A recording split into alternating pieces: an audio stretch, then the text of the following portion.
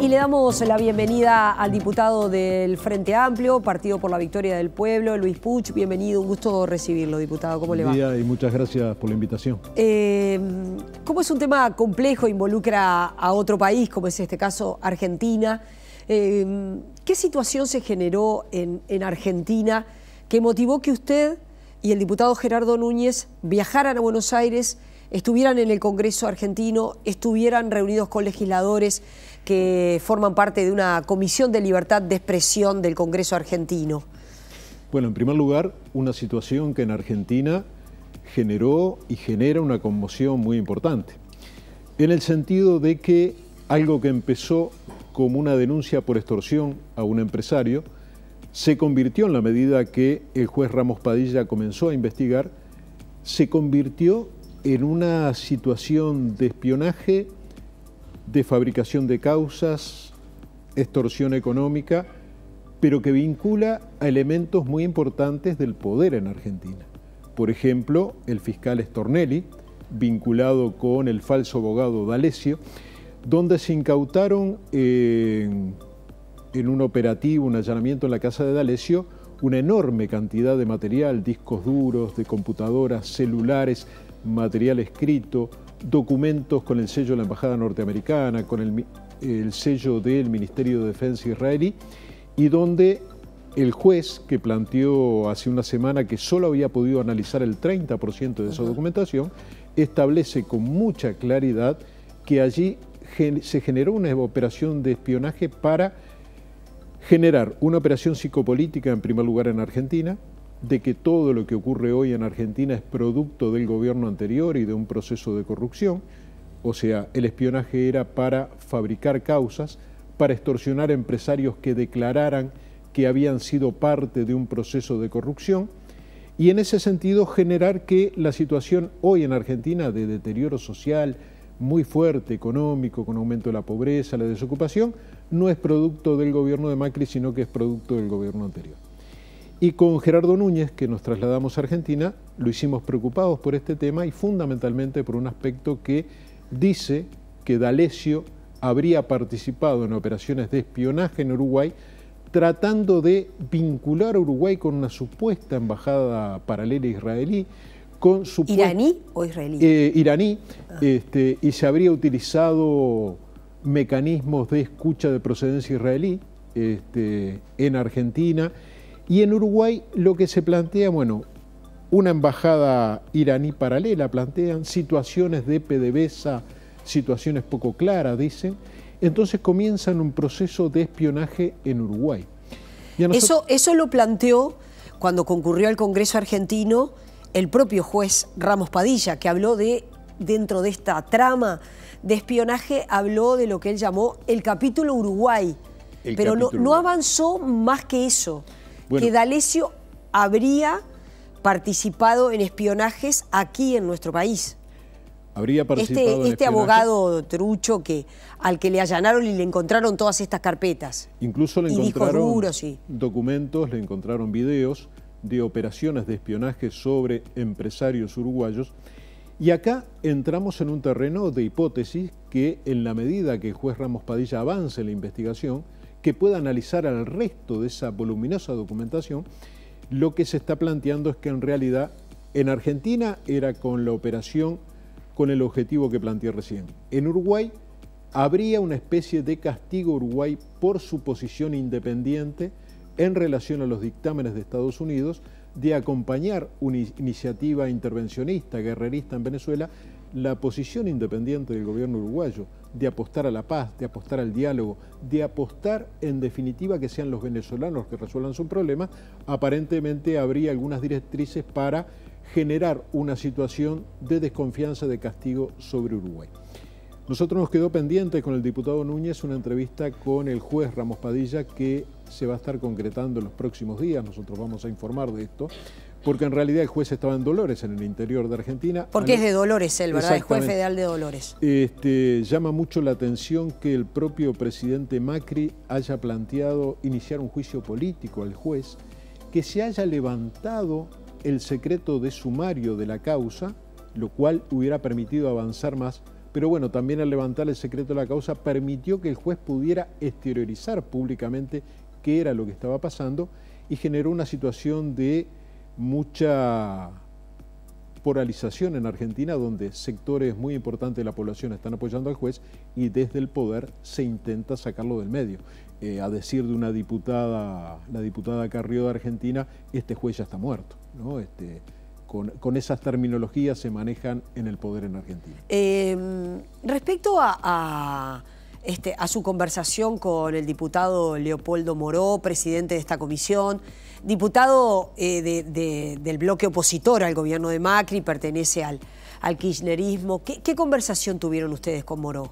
Bueno, la conversación con Moró, que se extendió por más de una hora, fue una conversación que, en primer lugar, es una impresión que compartimos con el diputado Núñez, la seriedad, lo meticuloso del planteamiento de Moró, analizando todo el contexto de la situación y analizando los elementos que iban surgiendo de esta situación de la causa. Moró nos decía que existe una preocupación importante por las derivaciones internacionales de este caso, concretamente la situación de Uruguay, con espionaje dentro de Uruguay, al mismo tiempo la situación con Venezuela y de alguna manera que se está tratando de comprobar la vinculación de la Embajada de Estados Unidos porque aparecen documentos en la casa de D'Alessio con el sello de la Embajada. Y a nosotros nos preocupa, después de esa conversación con Moró, saber si D'Alessio actuó solo en Uruguay, lo cual es poco probable, o si recurrió a apoyos locales. Uruguay tiene lamentablemente una vasta experiencia de espionaje en democracia, cosa que denunciamos con Núñez hace un tiempo atrás, que hay una denuncia en la justicia. No tenemos ninguna comprobación de que estén vinculados todo lo que fue el espionaje en democracia con esta situación, pero esto también es espionaje en democracia, espionaje realizado por operadores argentinos sobre uruguayos para beneficiarse con determinadas conclusiones políticas en Argentina y en Uruguay, lo cual y por eso les agradezco la posibilidad de referirnos a este tema. Muchos medios de Uruguay no han comentado esta noticia, no la han desarrollado. Yo me pregunto si hubiera sido a la inversa, si en el 2013-2014 con el gobierno kirchnerista en Argentina hubiera una denuncia de que se hubiera investigado a dirigentes del Partido Nacional. Esto hubiera sido un gran escándalo. Bueno, desde el gobierno de Macri, desde algunos de sus principales operadores, se está denunciando que hay una operación de espionaje sobre dirigentes del Frente Amplio y demás, y el escándalo no existió. Yo creo que acá hay voluntad política también en grandes medios argentinos de que esto no se difunda. Diputado, efectivamente usted recién lo mencionaba y ha estado por este tema aquí en el canal. Se formó una comisión parlamentaria a nivel de diputados. Hay unanimidad de que en nuestro país existió espionaje en democracia. Es decir, no solo lo piensa el gobierno y el partido Frente Amplio, sino también desde la oposición se coincidió que hubo espionaje en democracia. Todo ese material generado en la comisión fue a la justicia. ¿Hay alguna novedad de la justicia uruguaya respecto específicamente ahora a esta investigación que ustedes hicieron en el Parlamento y que comprobaron que hubo espionaje en democracia? Bueno, toda esa documentación fue a Fiscalía. De la Fiscalía fue derivada, se está analizando, no hay conclusiones todavía, y nosotros nos parece que es muy importante que se lleguen a esas conclusiones.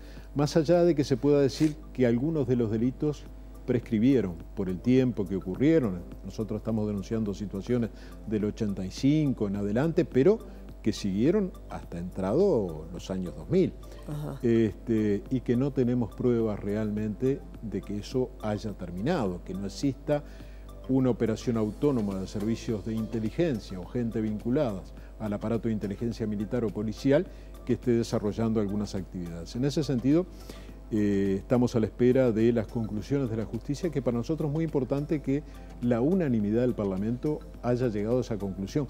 Más allá de que algunos legisladores hayan intentado justificar, algunos legisladores de derecha hayan intentado justificar el espionaje, nadie pudo negar la existencia real de espionaje en democracia.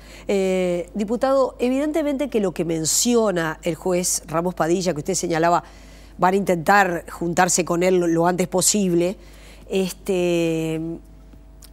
grave. Es decir, él no avanza mucho más que decir, llevo el 30% de lo que encontré, llevo estudiado, leído, y allí menciona el capítulo Uruguay. Ahí habla de la posibilidad de espionaje realizado por espías argentinos en nuestro país. Habla de una embajada de Irán, una embajada paralela, lo cual es realmente da miedo o es gravísimo, no sé cómo calificarlo. Pero también eso, ¿no? Hasta ahí lo menciona él, evidentemente por algo nosotros estamos acá conversando, no surge de Uruguay, surge del propio juez de la causa. Ahora, hay que profundizar, me imagino, estos conceptos. Sí, es algo que lo analizamos con el diputado Moró, de que él nos va a trasladar en estos días las nuevas conclusiones que se hayan llegado sobre el capítulo Uruguay. Hay algunos datos contundentes, existen videos que D'Alessio grabó en forma clandestina en Uruguay. Por eso le decía que... existen videos de que hay grabaciones clandestinas de Uruguay. Esto no lo había escuchado antes. Sí, existen videos que D'Alessio grabó en forma clandestina una conversación, por ejemplo, con un empresario uruguayo. Eso está. Además está... se sabe que la grabó D'Alessio, la grabó estando en Uruguay, él llamó desde Argentina, ¿tiene esos detalles? No, lo hizo estando acá.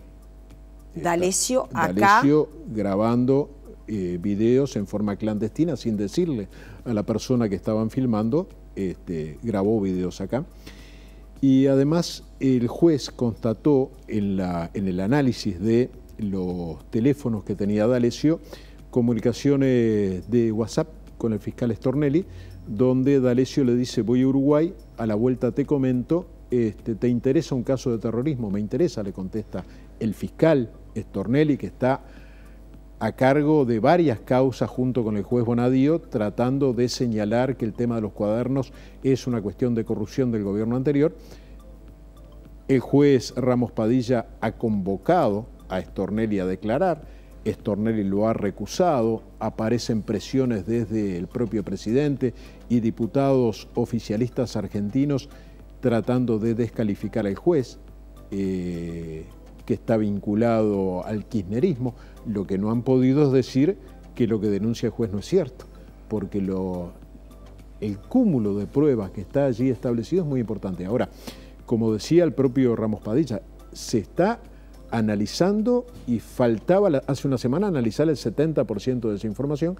En la medida que eso avance vamos a tener comunicación con el diputado Moró y con el propio juez, que nos van a dar elementos para evaluar si existe la contundencia como para hacer una denuncia ante la justicia uruguaya con los elementos que se nos brinden, porque nos parece que esto es sumamente grave. ¿Se está en conocimiento del nombre del empresario uruguayo que fue grabado en forma... El juez lo tiene. El juez Ramos Padilla lo tiene. El juez lo tiene. El nombre del empresario uruguayo que fue grabado, dice usted, sí, por Marcelo D'Alessio. Exactamente. Por este abogado que no es abogado argentino. El juez tiene esa información y seguramente va a ir procesando si existieron más casos, cuál era el objetivo político a desarrollar. ¿Y a qué hace referencia cuando según ese WhatsApp D'Alessio le dice a Stornelli: tengo un caso ¿te interesa un caso de terrorismo? Sí, me interesa. ¿A qué hace referencia? Eso no se sabe. No, seguramente a que ellos insisten mucho con el tema de negocios de Irán en el continente y después hablan por un lado de terrorismo, pero por otro lado están planteando que ante el bloqueo de Estados Unidos, los empresarios iraníes están tratando de desarrollar en el mundo situaciones de negocios, de infraestructura y demás, y que eso generaría una situación de contradicción con el Fondo Monetario Internacional, contradicción con las instrucciones de Estados Unidos de generar un bloqueo a Irán, y que en la medida que, por ejemplo, Argentina comprara productos X de fabricación iraní, se estaría generando un problema con el Fondo Monetario y con Estados Unidos. Incluso en algún momento D'Alessio le dice en esa comunicación: te vas a ganar más que un premio de Macri si esto lo llevamos adelante. O sea, Es una operación muy grande. ¿Así le dice Stornelli? Sí. Eso está dentro de la comunicación de WhatsApp que realizó D'Alessio con Stornelli. Por eso el juez lo convoca y, bueno, el fiscal, que ha tenido mucha presencia mediática en los últimos años, se ha negado a concurrir, incluso ha intentado recusarlo. También es bueno decir que una gran cantidad de operadores judiciales en Argentina han respaldado el accionar de Ramos Padilla. En la última, diputado, y ahora le cambio de tema. Obviamente con este tema vamos a seguir en la medida que siga también surgiendo más información. En la jornada de ayer el Ministerio del Interior comunicó las cifras de lo que fue la inseguridad en el país durante 2018, incrementos notorios de los delitos, de los hurtos, de las rapiñas. Bueno, ¿cómo lo visualiza esto desde su sector político, verdad? Como parte del partido de gobierno también, ¿no? Bueno, yo creo que en realidad el aumento, esto se venía previendo en los últimos tiempos, más allá de que se había planteado que existía la posibilidad de reducir la cantidad de rapiñas. Yo creo que es bueno que el Ministerio dé datos confiables. Nosotros no compartimos la visión que tiene el Ministerio sobre que el problema radica en el nuevo Código del Proceso Penal. Nos parece que cuando se plantea que en realidad la disminución en determinado periodo limitado de tiempo de la cantidad de presos fue lo que generó una situación de mayor inseguridad, nosotros creemos que no es así. El nuevo Código del Proceso Penal avanza en una concesión democrática, en una concesión en la cual el tema de las medidas alternativas cumplen una función. Yo creo que el Ministerio se adscribe a una lógica de que, bueno, la situación de prisión es la que garantiza mayor seguridad. Por el contrario, Uruguay ha aumentado exponencialmente la cantidad de presos. Nadie puede decir que no hay eficacia policial, hay más de 11.000 presos. Sin embargo, el tema de la prisión y la prisión en largos periodos de tiempo está comprobado en el mundo que no mejora las condiciones de seguridad, sino que por el contrario las agrava. Y yo sé que el Ministerio está trabajando en procesos de rehabilitación y demás. Tal vez debiéramos hacer énfasis allí y hablar con mucha claridad con la gente que eso de que los metan para adentro, que los metan presos y resolvemos el tema, bueno, en algún momento van a ser liberados. Si nosotros no nos planteamos, algo que decía Angela Davis el otro día, ¿no? La necesidad de ver cómo revalorizamos los derechos humanos y los derechos en las cárceles para que eso no se convierta en un odio que se va reafirmando cada día. Por tanto, el tema de la seguridad o inseguridad es un tema de carácter integral. Hay que abordarlo en forma integral, con políticas de Estado, en la cual la represión, que nosotros no la descartamos, es un aspecto. La represión contra el crimen organizado es un aspecto importante y el Ministerio del Interior lo viene haciendo bien. Pero hay otros aspectos que son imprescindibles. Diputado, gracias por haber venido. Volvemos a conversar sobre esto y otros temas. Ha sido un gusto. Muchísimas gracias a ustedes.